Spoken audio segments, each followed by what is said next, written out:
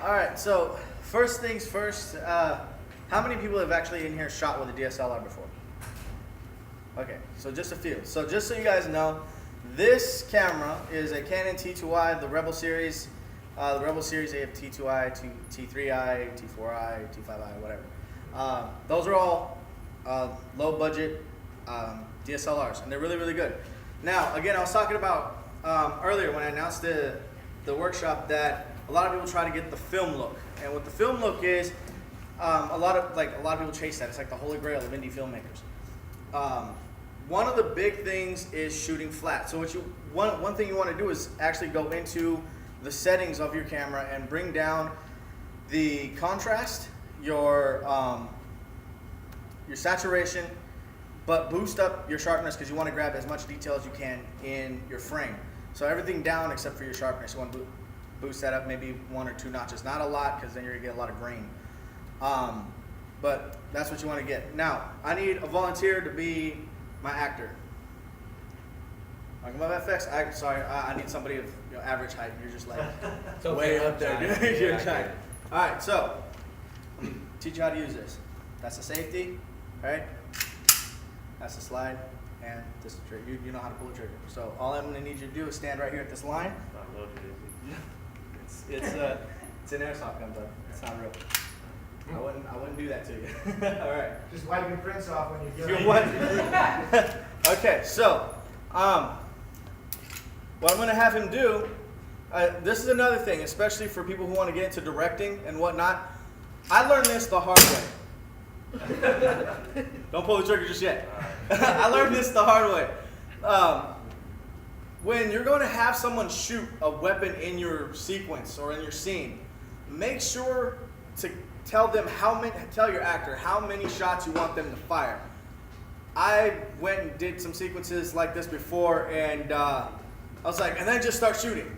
And so in post, I'm sitting there like, how many shots did he fire? I'm trying to line up my muzzle flashes and whatnot, and I'm like, okay, he had 3 shots. And then later, after I'm done, I render it out, which takes like 6 hours. Come back and I play it back, and oh crap, there was 4 shots. And so you got 1 shot without it. So make sure to tell your actor how many shots. So all I want you to do is shoot 2 shots. 1, 2. When I cock it back, will it shoot automatically twice? Huh? I have to cock it back each time. No, you don't have to cock it back each time. The slide will just blow back. That's all it is. So I already cocked it. It's good. Yeah, you're fine. So another thing is depth of field. Now, all that takes really is green forward, just a little bit. No, just a little bit right there. That's good. All that takes is playing with the focus. I swear that's really all it is, guys. Play with the focus until the background of your subject, all this back here, is blurred and out of focus. You don't want to see none of this crap. That's irrelevant to your frame. What you want to focus on, your camera to focus on, your lens to focus on, is your subject, your character. All right, so I want you to raise the pistol and point it that way, out towards the audience. All right, so what I'm going to do is I'm going to... All right, I want you to point it straight, just straight, because you go like this, it's going to be out of frame. So I'm going to back out just a bit.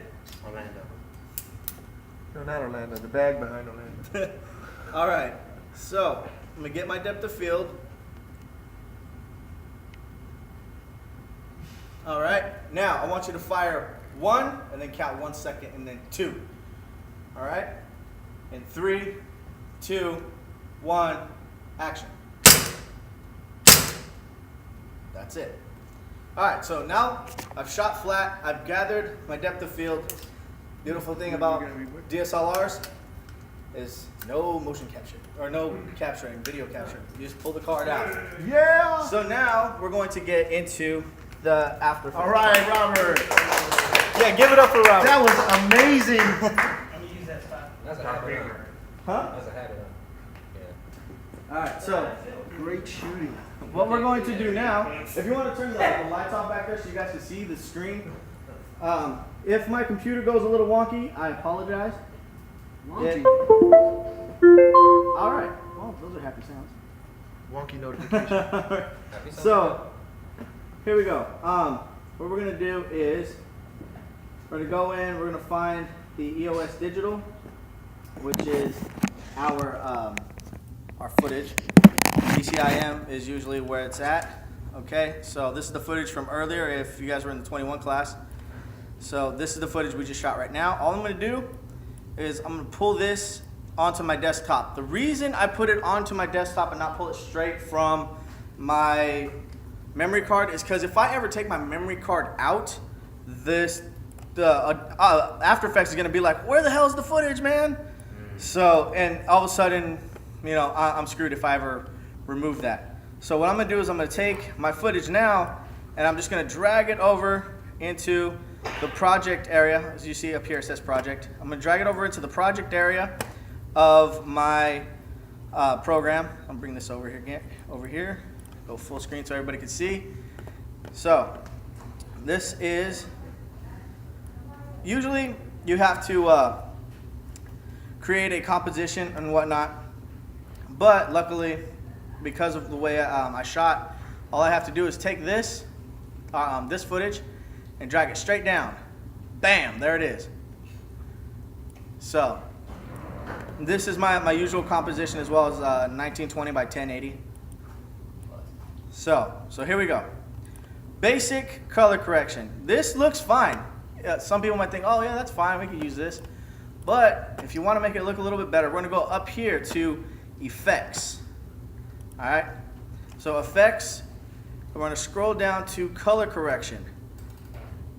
Then we're going to go up to black and white. Now, most of you are thinking, what? Why would you make it black and white? This isn't going to be no noir film. We're not. Don't worry. That's going to go away. This is just going to help you when it comes to what they call crushing the blacks and brightening the whites. And I swear to God, that is not a racist statement. It's just color correction. That's America. Oh my God. All right, so next we're going to go back to color correction. And we're going to scroll down to where it says levels. There's a couple of levels. There's auto levels up here. There's individual levels, but you want this levels right here. We're going to click on levels. And right here where it says input black, input white, you want to adjust the black to where you darken those shadows up just a bit. Not too much, but not too, not too little. So next we're going to go to the whites. We're going to bring it down to brighten it up, which is kind of crazy, but you know, it's kind of how it is. So we're going to brighten that up just a little bit, not too much. And then we're going to scroll back up to where this says black and white, hit backspace, and that's gone. So now we got this.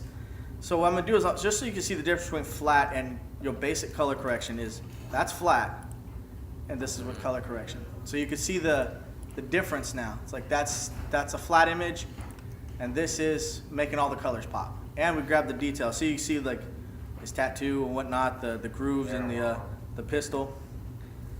So next we're going to get into muzzle flashes. Now muzzle flashes can be done several different ways. Like you can go and you buy the higher end assets and whatnot from Video Copilot or whatever, or you could download it from somebody who actually has it. I'm a person who got it from somebody who had it. But if you don't have the luxury of that, you could always go into go to Google and grab muzzle flash pictures, and I'll teach you guys how to use that in a second. Oh yeah, I was going to use this as a demo, but you know what? We're way past that now. All right, so here is some muzzle flash footage. Here, not footage, but pictures that I Googled. I literally Googled muzzle flash, and these are what came up. So I'm going to grab this. Actually, I'm just going to grab this right here, and I'm going to bring that over. Actually, hold on, I should go back to this and click over to projects, because then we're going to have a problem. So I'm going to grab this right here, this muzzle flash, and just bring it over. Alrighty. So now we're going to grab muzzle flash, and we're going to drag this right on top of our footage. Bam. But wait, there's a black square. So no, don't worry. This right here took me a while to figure out how to get rid of the black in the background. What you want to go is down here to where it says toggle switches and modes, and you see how it jumps your footage and whatnot, jumps to two different types of menus that you got. So you want to jump over to this side where it says mode right there, and make sure you have your selected muzzle, not your actual footage, but your muzzle flash. And right here where it says mode, you want to click the arrow, that's drop menu, and you want to click on add. And what add does is all that black background is now gone. Look at that. Holy crap. So next you place this right over your right near where your muzzle is actually supposed to be flashing. But we don't want to do that yet. So I'm gonna hide that, because before this is one thing I did forget to do. When we go through, we want to find the frame where that Trigger was pulled. yeah, when the trigger was pulled and the slide blew back. Okay, so there we go. We're getting all wonky already. Okay, this right here is actually to get closer and zoom in, zoom out, that type of stuff. So we're going to try to see if we can't find where the trigger was pulled. Yeah, it gets all fuzzy, whatnot. Buffering. There we go. There's one. Yeah. All right. So this is the frame. So we got frame. This is the frame where that's literally just that smoke is just going everywhere. All right. So now I'm going to turn this muzzle flash piece back on, and what you want to do is you want to scale it up to about half the size of the pistol, or almost the size of the pistol itself, and place that right there. Now, you're gonna sit there and be like, wait a second, it's just gonna sit there. So what you want to do is zoom back out, and you want to cut this down, this layer down. You can literally just go to the end and drag these in. Cut this layer down, and again, this little tool down here helps you zoom in to where you get closer, and cut this down to one frame. Absolutely one frame, and that is it. You don't want no more than that. So one frame. So boom, there you go, bam. So you got this muzzle flare going off, but that's okay. But it still kind of looks like it's just been placed there. So what we want to do is again. Oh, whoa, hey, go away. We didn't ask for you to come in. All right. So it still looks like it's kind of been placed there. So what you want to do again is click on this, on your muzzle flash, and go back up to Effects, Color Correction, Levels. And this time we didn't add the black and white because you could obviously see where it needs to be at. So we're just going to adjust the black and adjust the white to where it kind of looks like it could possibly be part of this scene, a scenario. And it also helps if you add motion blur and whatnot to that. But this is something very, very basic. Now, one thing that most people forget to do, like when they're doing something like this, is that who in here, how many people have actually fired a firearm before in their life? Or watched somebody shoot a gun? All right, so you know that when there's a muzzle flare, that there's light. Light gets produced from the weapon that you're shooting, correct? All right, so what is missing in this scene? Kick. The light from the weapon. So how on earth do we reproduce that in post-production? Well, here's a little trick. We're going to go underneath. We're going to duplicate our footage. And the best way to do this is learning the hotkeys in After Effects. And the hotkeys are going to help you so much because they make everything so much quicker. So what you want to do is you want to hit Control D, and that's going to duplicate your footage. So what you basically have is one layer of footage on top of another. And so we're going to shrink this up. We're going to shrink this top layer down to one frame, one single frame, and that is it. So get closer, shrink this down to where it's one frame. So this one frame, what we're going to do is we're going to click on here, and remember I told you guys how to get rid of the black and clicked add? Well, on this, I'm also going to click add to where all of a sudden it's really, really bright, but it's only bright for that one frame. But still, it's not, the muzzle flare isn't going to affect the entire room. The light's going to go off on parts of Robert's body. So what we're going to do is the pen tool, this tool right here. And I click on that, but make sure you have your footage selected before you click on the pen tool, or else it's After Effects is going to be like, oh, you want to draw a shape, okay? So and it'll give you a completely different layer. I went through that so many times. I never could quite get why it was doing that, and then I was like, oh, I should probably click on something.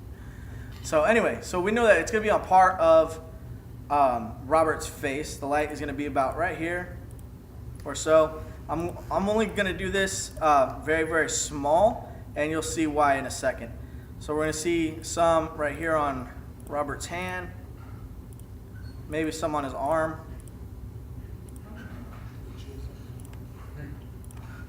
and then, of course, a part of his body, and then, well, we'll leave it like that. Okay, so now that we got these masks, I'm going to go back over to my selector tool, and I'm going to drop this menu down, and all of a sudden we have masks right here. So we got 1, 2, 3, 4 masks. So you click on this drop menu down here, masks, and here you got all 4. And all you want to do with these is find the thing that says feather. And feathering is going to make these harsh lines go away, so it doesn't look like I just drew all over Robert Duran's face. So I brought this up to 86, and already we can see that the lines have softened up a bit. So I'm going to go through and do that to all these masks. Up there, about right there. Actually, I probably want to expand that just a bit, just because I think the light would probably be coming a little bit more in this direction. So, all right, so we feathered that one out. Yeah. So, feathering that out. Let's see, bring this up just a bit. Bring this down a bit. There we go. So now, what we have, like if I unselect that, you've got this light that's coming on his, like coming across his face, across his arm, across his hand, across his body, to where it looks like there's a bit of light coming off of this weapon. It's just for a second, just for an instant. So, this is simple, very, very basic muzzle flash. But if you want to get, again, with the fancy smanchy stuff, I'm going to take away this muzzle flash, and I'm going to go and grab an asset, because when you get into these assets, man, they are incredible. I can't quite remember which one this was. The sound, right? Is that what you mean? No, not the sound. I'm talking about the actual, like these people create muzzle flashes on a black screen for you to add. So this looks like it's actually going at the screen. So let me find one that is just a basic muzzle flash. So here we go. So this is what I'm looking for. See how you got the spark coming out of the gun? You got this flame thing going on, and yeah, it looks, boom. That's it. It's there for an instant, but all you need is one frame of that beginning part. So what I'm going to do is muzzle flash number 1. I'll pull this over here so I could actually see it. Muzzle flash. Oh, I think I missed it.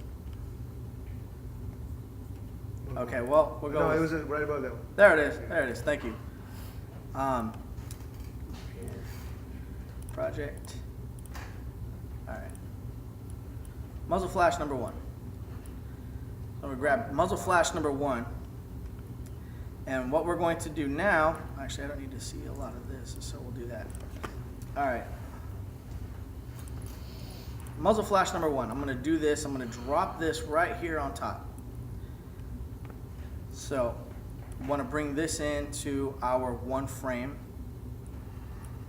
And, oh wow, okay, cool.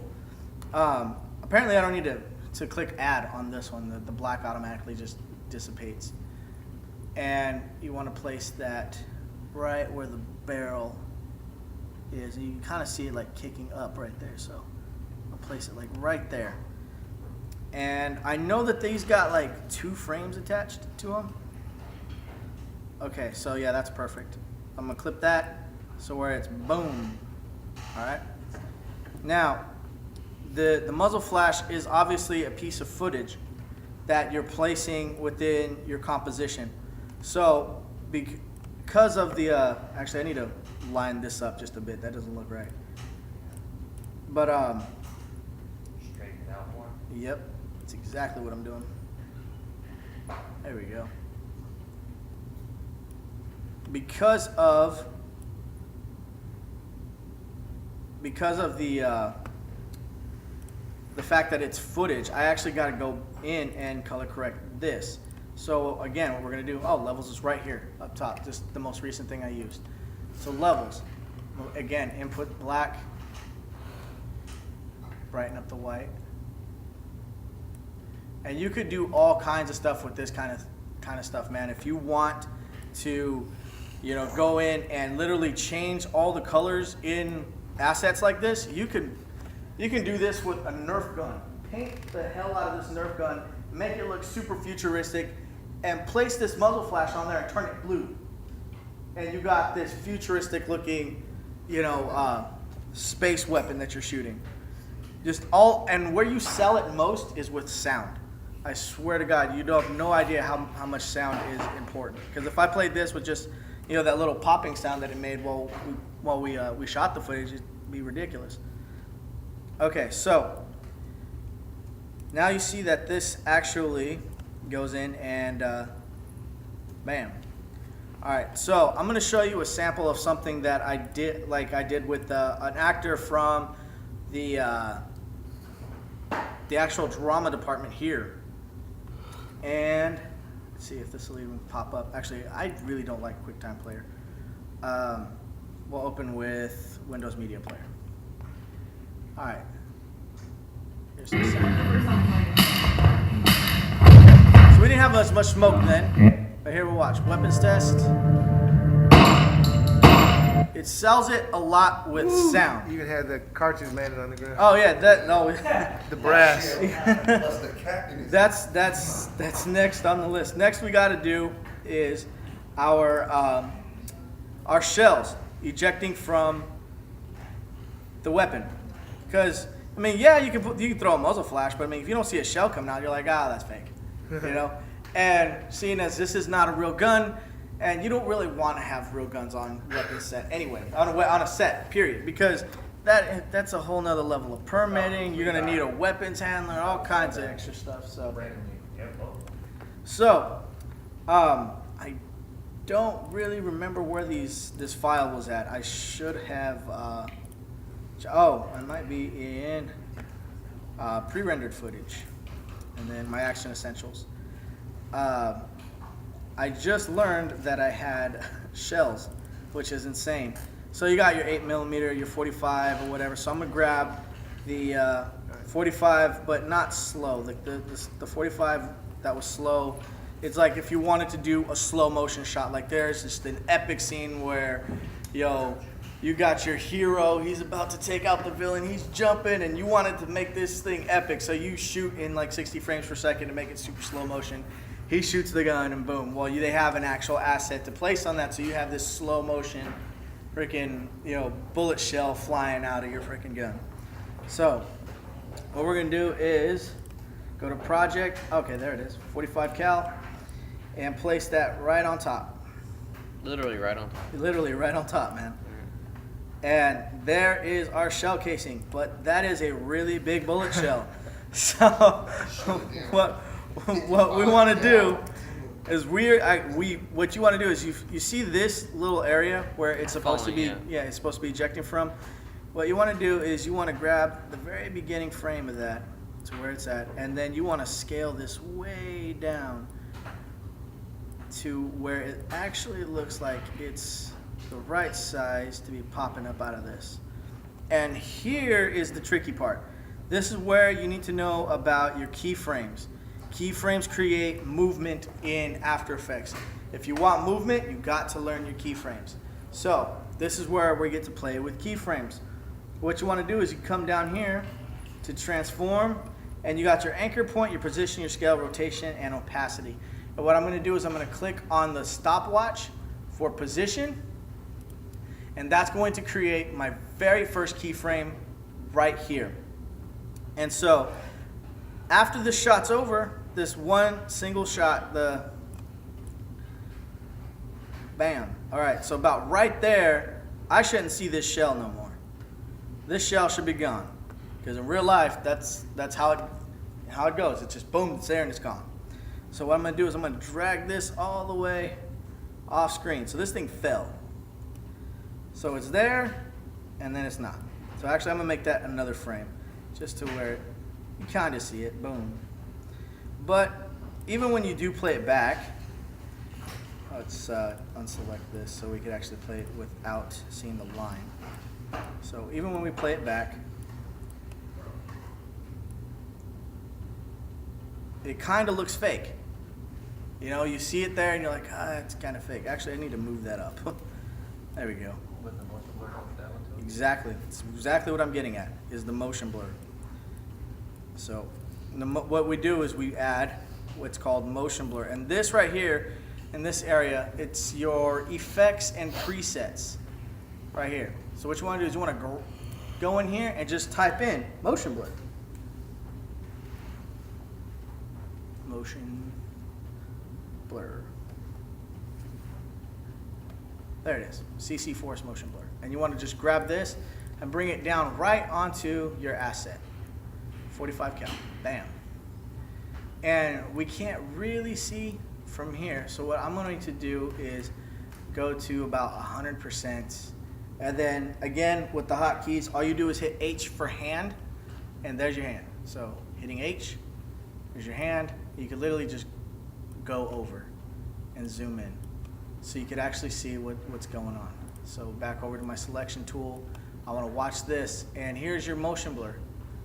And motion blur, this is all you got to do is just bring this up. All this other, wait, do I actually have motion blur on this already? Yes, I do. Okay, so get rid of the second one, and all you got to do is bring that up, just bit by bit. And you'll actually see this start to blur up, little by little. Or another good one is fast blur or motion blur. So that'll help tremendously with selling something being there. And again, we're going to go back in here, effects, and color correction, levels. Again, if you want to sell the fact that something is in your shot that was placed there in post, color correct the heck out of it, because it needs to look like it belongs in that shot. And a lot of things are colored differently because of the lighting around them at the point of actually making the asset. Like the lights were a little bit more dim, the lighting was set up just a little bit differently, or there's a lot of variables that go into it. So what you want to do is make sure you color correct your asset, color correct your footage, and everything should fit together nicely. If you start using stuff from like Element 3D, which is 3D compositing, we're not going to get into, but like you'll actually literally have to start adding artificial lights into your composition. Is there? What about maybe you can add graininess to it? Yes. So it matches the. You can also add grain, which will match things up just nicely.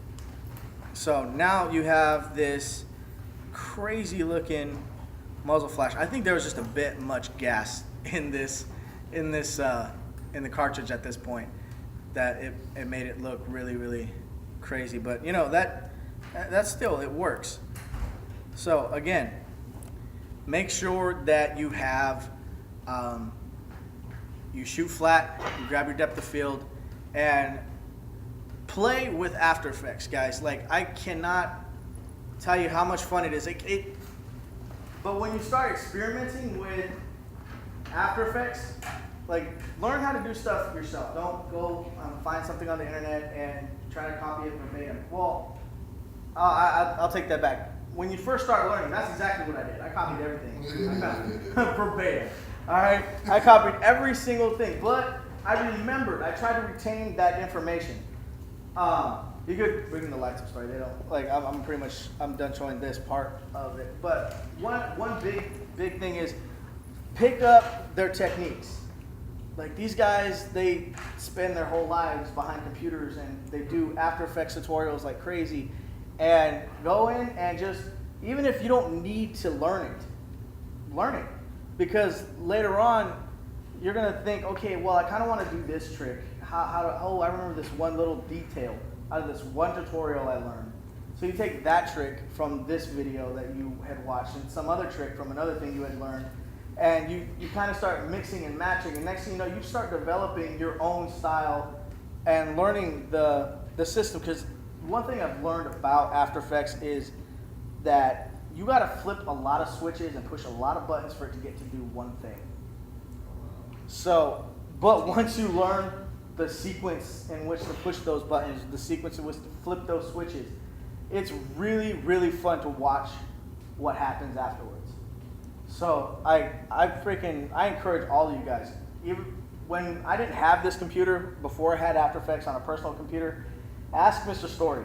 I was down here every single day. I didn't even need to be here. I didn't have class. I took the bus. I lived down south of Stockton in the straight up ghetto, but I would get on the bus every single day and I would come over here just to play with After Effects and just to learn.